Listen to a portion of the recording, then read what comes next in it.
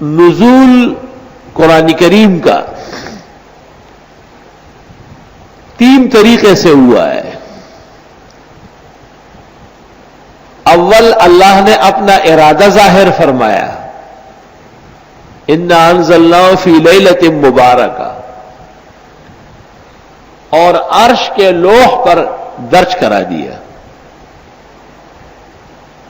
دوبارہ عرش کے الواح سے آسمانی دنیا پر نزول ہوا ہے، انا انزلناہ فی لیلۃ القدر،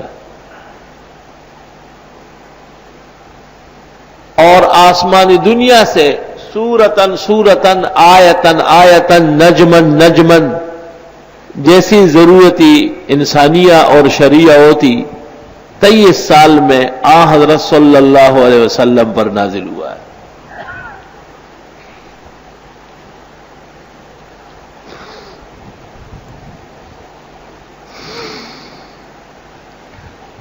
نزول قرآن میں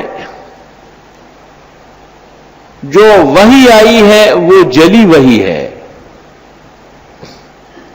الفاظ اور معانی دونوں منزل من اللہ ہے، قطعی طور پر، یقینی طور پر۔ وما کان لی ان ابدلہ من تلقاء نفسی، سورۃ یونس میں ہے کہ آپ کہیں کہ میں اس کو بدل بھی نہیں سکتا، چاہوں بھی تو نہیں بدل سکتا ہوں، ایسا جو ٹوک کلام۔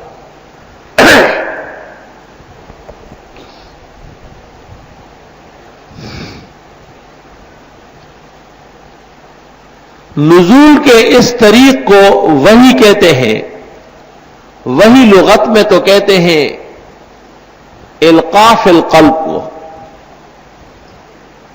دل میں بات ڈالنا۔ وَأَوْحَىٰ رَبُّكَ إِلَى النَّحْلِ، شہد کی مکھی کے دل میں بات ڈالی۔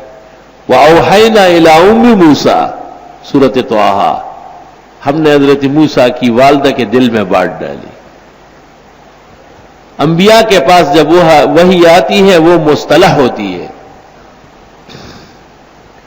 اور وہ ہے امر اللہ یرسلہ الی عبد من عبادہ،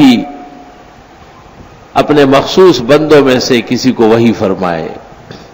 اللہ یصطفی من الملائکۃ رسلا ومن الناس،